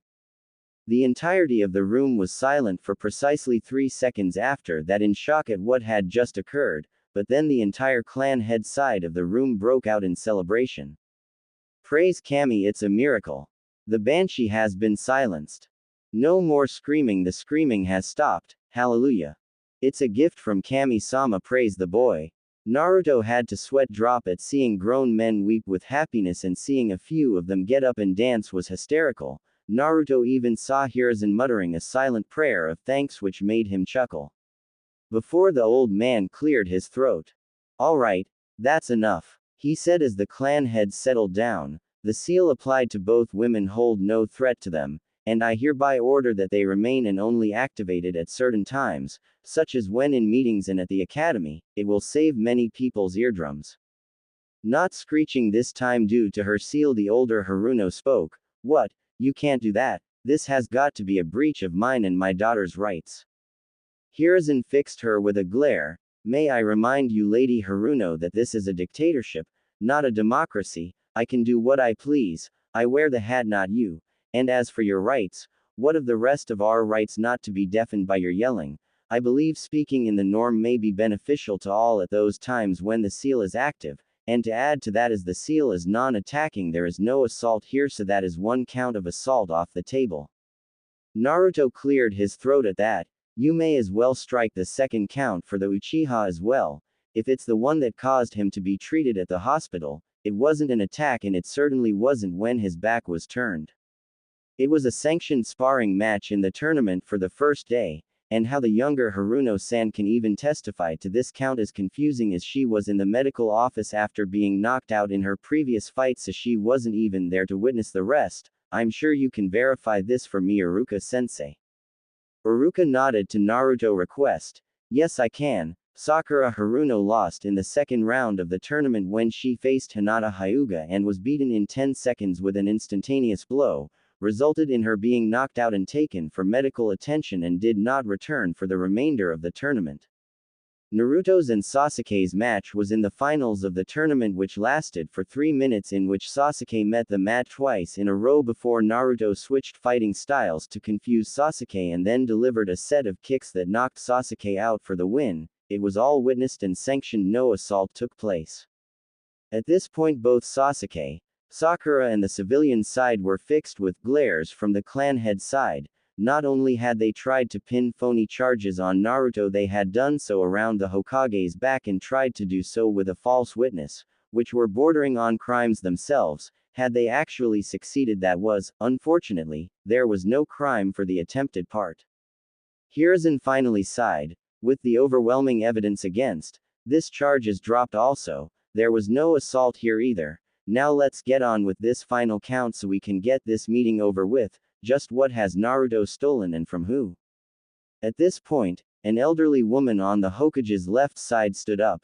Naruto recognized her as Kaharu Udatane. Her gray hair is pulled back in a twin bun locked by a traditional Japanese hairpin with 2 pearls dangling off the side, wears a simple long kimono, closed by an obi, a jacket, and a sash over it. Her eyes are always squinting, barely opening her eyes at any point in time that Naruto has seen her. It has been reported that Uzumaki-san has stolen both a Kaden fire jutsu and a training weapon from the Uchiha clan resources. The objects and jutsu in question, he blatantly used to destroy part of the academy training ground. It is asked that the weapon is returned and reparations are made for the jutsu stolen, on top of which extra charges be applied for destruction of Konoha Shinobi Academy resources. She stated, not missing a note. A few of the clan heads raised an eyebrow at that. Those were serious allegations. Stealing clan jutsu and property were serious offenses, and using them to destroy parts of the academy was also a punishable offense. A few looked to Naruto, whose fists were clenching as he looked to be furious with anger. This wasn't missed by the Hokage, whose eyes widened, realizing that Naruto knew only one Kaden fire jutsu and only one weapon that could have done damage like that, and he was now livid also at what the Uchiha was claiming and that it was an outright lie. Naruto sighed as he released his anger, and then a slight smile came to his face. He was going to slam this back in their faces and make them eat it.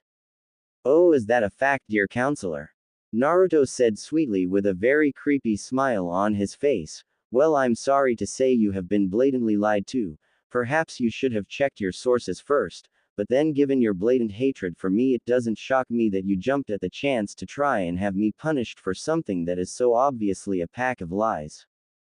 Naruto said in a sing-song act with a smile on his face that made a few of the clan heads blink and Hiruzen chuckle, knowing what was happening. How dare you talk to me like that, brat? You will show the proper respect when addressing your betters. And how dare you call Uchiha-sama a liar when you are so blatantly flaunting the very weapon you stole? She snapped, angered by Naruto. Naruto smiled. Oh, you mean this? He said as he took out the bakken from his belt. I'm afraid Uchiha Tem must be mistaken. This is mine. Liar.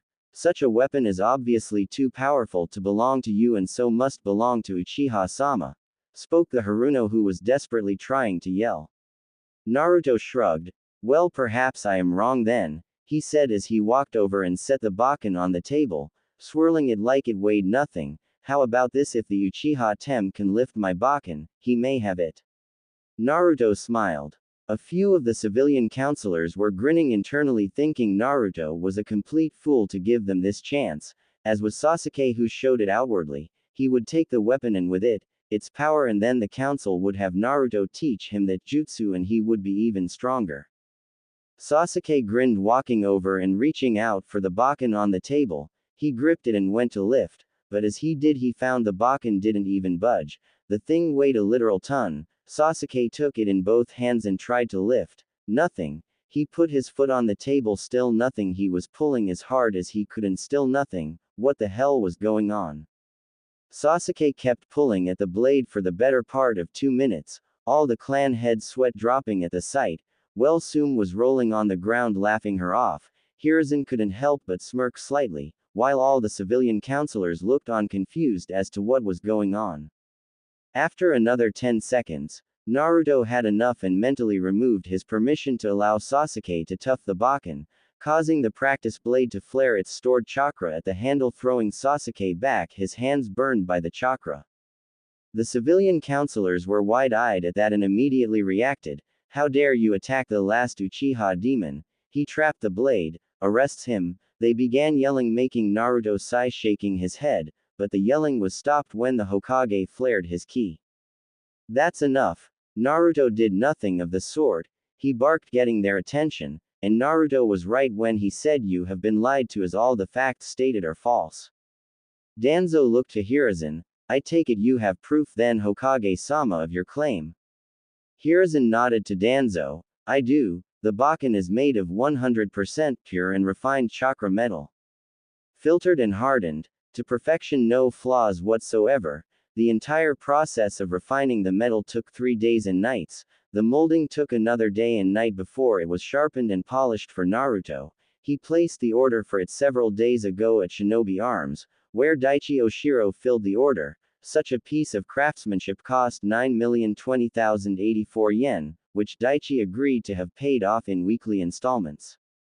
A few of the clan heads blinked, hearing the process such a weapon would cost a lot, and the price was no shock to them, but what confused them was why Daichi would arrange for such a payment method, but none spoke up. So you don't have to convert. 9,020,084 yen is about 50,000 British pounds or 75,000 US dollars. I was there when he placed the order and picked it up. I was also the one to apply the seals onto the piece to better its performance. That baken has no connection to the Uchiha clan whatsoever, and the claim that is complete rubbish.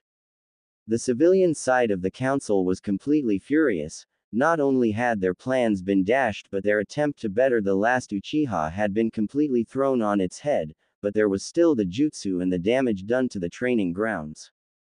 Koharu stood up.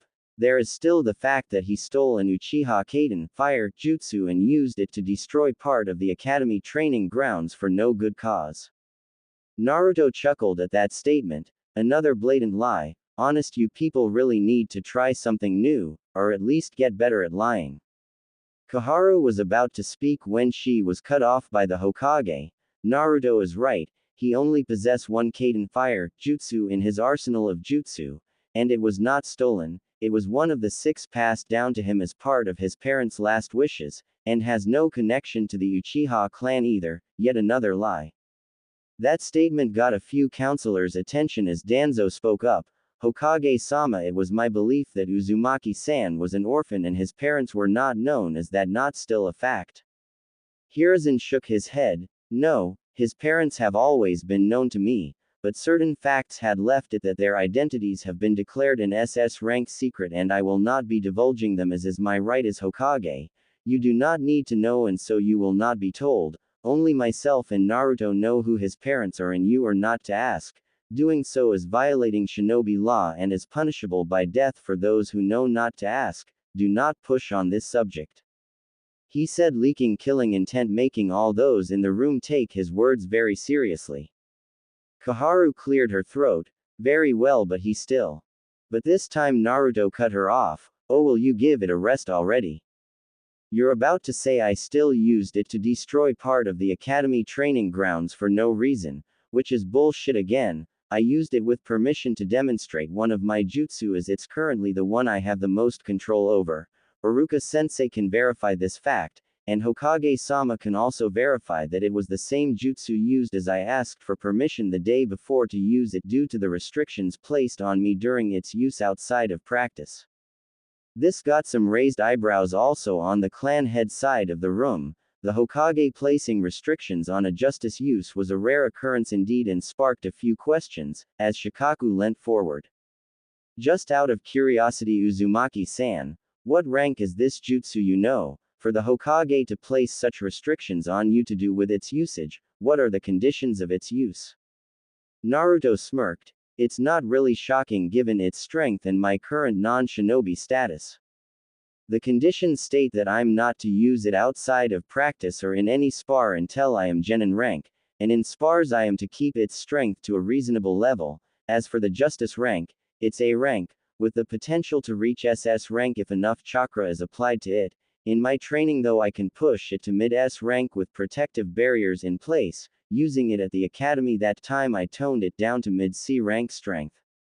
This got a row of shocked looks from the clan side of the room. For an academy student to pull off such a jutsu was impossible, but then given that the boy was a Jinchuriki wasn't a stretch given how much power they contained, they could see why the Hokage had placed the restrictions as he had. Using a jutsu like in a spar before one became a shinobi would only be asking for trouble.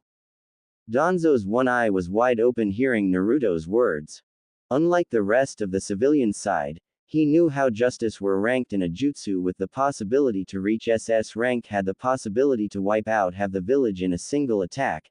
At first he was all for some of the council's plans to have that jutsu taught to the Uchiha to better the village, but given the Uchiha's state of mind and the fact that jutsu was that powerful, such an act would only endanger the village, but it still doesn't mean he couldn't learn more about it. Danzo cleared his throat. This jutsu does sound very powerful, Uzumaki-san. I can see why it has such restrictions placed on it. Might I be so bold as to ask its name and its fundamental principles of performance? Naruto stroked his chin for a moment thinking the request over, nodding slightly. I see nothing wrong with that request, but I would request that certain ears not be privy to such information, Naruto suggested as he gestured slightly to the emo and his pet monkey. Hiruzen nodded. I believe that would be wise also, he said before lifting his hand slightly as a signal as two Anbu appeared behind Sasuke and Sakura, quickly disappearing with them before they had a chance to protest. With a nod of thanks, Naruto continued.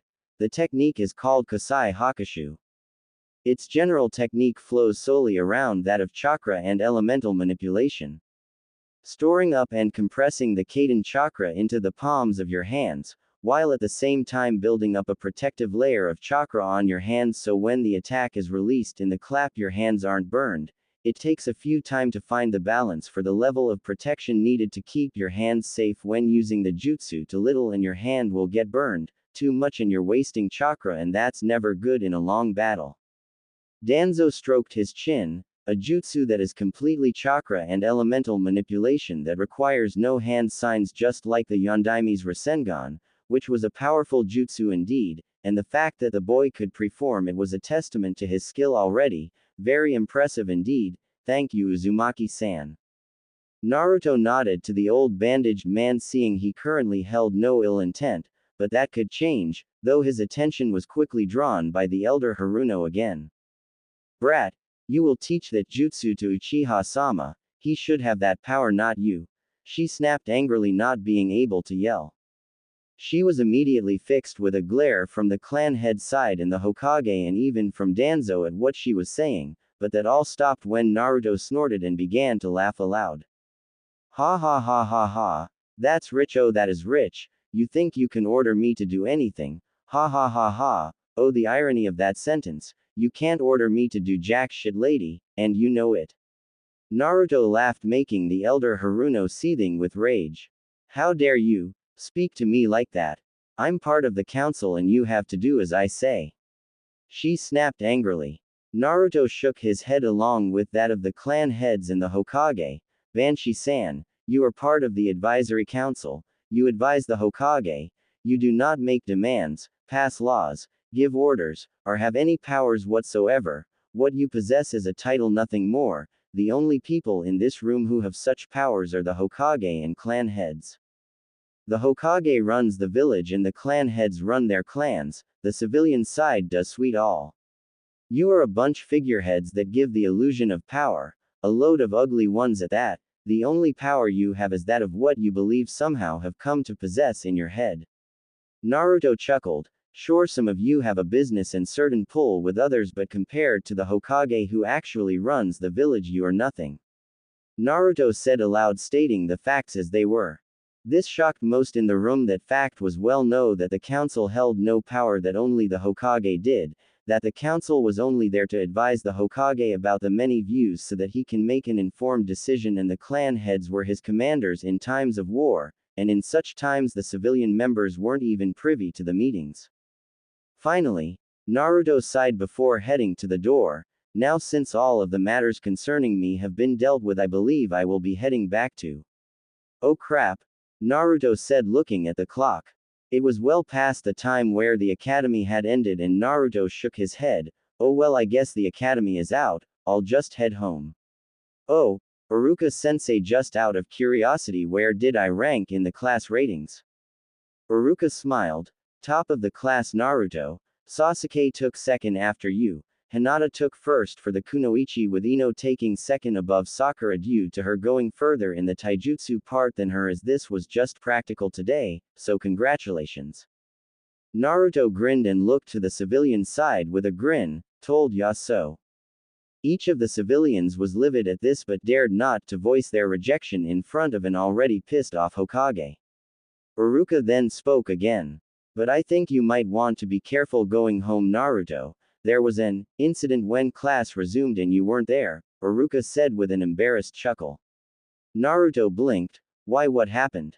Iruka rubbed the back of his head sheepishly. Well, I think you better ask Mitarashi-san about that. She was the one who tried to feed a large portion of the girls in your class to her rather large snake summons, while threatening to, and I quote, cut their tiny little titties off and ram them down their throats should they ever look at her man like that again. This got a blinking response from most of the listeners aside from a few. The elderly Hokage just sighed as he shook his head before tossing a small coin bag to Neiko. You win this round, Neiko-chan. The Neiko Anbu smirked beneath her mask before pocketing the coin bag. As everyone's sweat dropped at the obvious bet. Naruto just sweat dropped, and shook his head, before Sume started rolling on the ground laughing her off. Now, ha ha ha ha, that's what's called staking your claim, Naruto, you lucky bastard. Naruto smirked. You don't have to tell me that, but something tells me we've got Kiba to thank about her finding out. I was about to tell her when I was brought here, so he must have spilt the beans. Sume smirked. Oh, I'm giving him a week off for that. That was genius. I just wish I could have seen it. Naruto nodded. So do I. Well, I'd better get going. I've got a snake mistress to reward, he said before disappearing in a leaf shunshin, leaving them with their jaws on the floor, and Sume laughed.